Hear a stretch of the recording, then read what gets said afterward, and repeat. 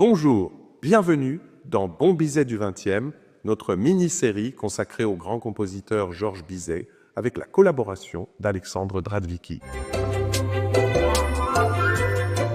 Georges Bizet est un compositeur romantique français du XIXe siècle donc, peut-être le plus connu au monde grâce à son opéra Carmen. Ce qu'on sait moins, c'est que Bizet est mort jeune, à moins de 40 ans, et qu'il a laissé un continent d'ouvrages à redécouvrir. En 2025, c'est le 150e anniversaire de la création de Carmen. Malheureusement, c'est aussi le 150e anniversaire de la mort de Bizet. Il était donc bien naturel que Bizet soit à l'honneur, et bien sûr à Paris, dans cette ville qu'il a vu naître et où il a vécu toute sa vie. Ce qui a rendu Bizet aussi célèbre, c'est l'air d'entrée de Carmen dans cet opéra qui porte le nom de l'héroïne.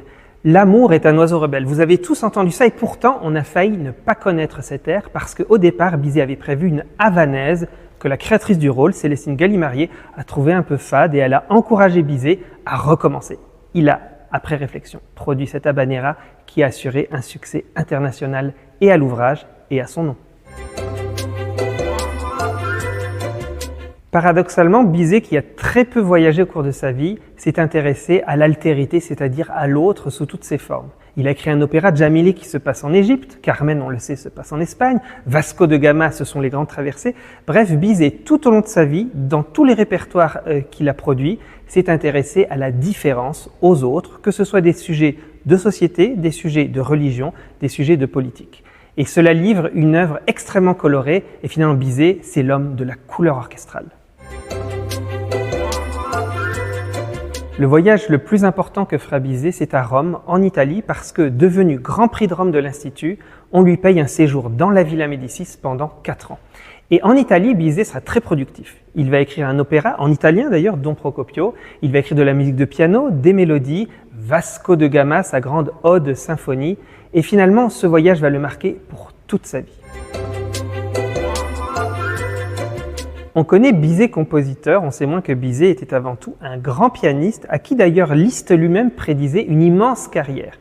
Effectivement, Bizet jouait très bien du piano, il a d'ailleurs écrit pour son instrument une 30aine de pièces, malheureusement quasiment toutes sont oubliées aujourd'hui, et puis Bizet se produisait dans les salons, c'est-à-dire ces lieux où l'on écoutait de la musique, où l'on lisait des poèmes, et pour les salons, il a écrit presque 80 mélodies dans lesquelles le piano tient une place prépondérante. Bizet n'a pas eu le succès qu'il souhaitait et pour vivre, pour des raisons alimentaires donc, il travaillait pour un éditeur, Choudens, comme transcripteur.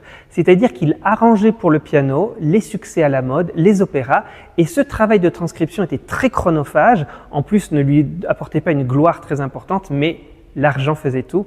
Et donc Bizet a produit comme cela des transcriptions d'œuvres de Gounod, de Saint-Saëns et puis de compositeurs obscurs comme Mermet par exemple. Aujourd'hui, on serait bien curieux d'aller voir comment Bizet adaptait au piano de grands opéras romantiques français. Bizet est le Parisien par excellence. Il est né rue de la Tour d'Auvergne, il a été baptisé à Notre-Dame de Lorette. Plus tard, après son mariage, il habitera rue de Douai.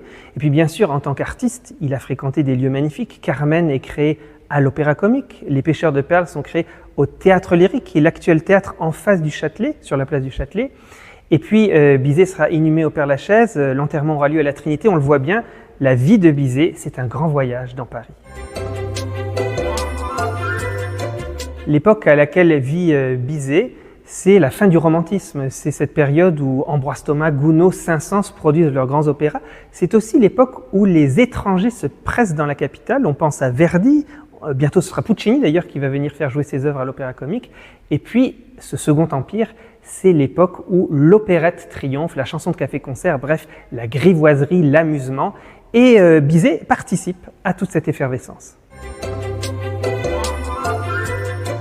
À la fin des années 1850, Offenbach, le créateur de l'opérette française, imagine de proposer un concours pour les jeunes compositeurs au Théâtre des Bouffes parisiens. Bizet se présente, il écrit sur un texte de Halévy qui s'appelle « Le Docteur Miracle », une farce absolument délirante. C'est dommage d'ailleurs parce que ce Docteur Miracle, on l'entend très peu aujourd'hui. Et ce qui est très drôle, c'est qu'avec ce premier prix d'opérette, eh bien Bizet ne fera plus jamais d'opérette. Vous connaissez certainement « De bon matin, j'ai rencontré le train ». C'est l'un des tubes de Bizet, ça vient de l'Arlésienne. Mais c'est quoi l'Arlésienne?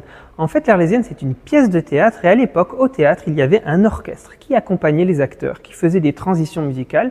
Et ce que je viens de vous chanter, c'est un des chœurs de l'Arlésienne. Alors cette Arlésienne, cette pièce n'a pas connu un grand succès. En revanche, Bizet a arrangé cette musique de scène en suite d'orchestre et c'est ça qui triomphe aujourd'hui dans toutes les salles de concert symphoniques.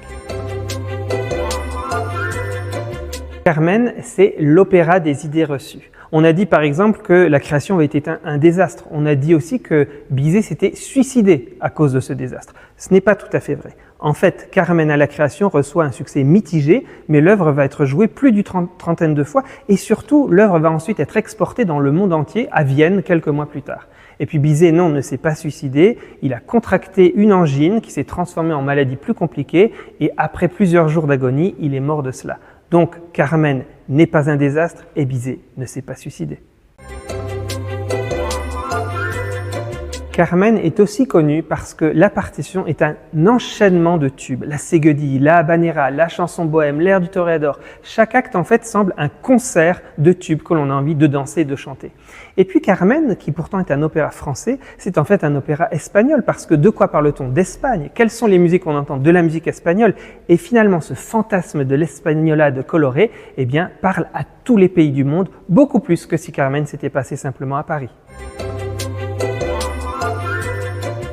Savez-vous quel lien unit Ravel et Bizet? Alors bien sûr, tous les deux ont parlé d'Espagne, mais surtout, lorsque Bizet meurt en 1875, eh bien Ravel naît. Ravel va devenir le compositeur français le plus connu au monde grâce à son boléro, alors que Bizet a et avait été le plus joué au monde grâce à son opéra Carmen.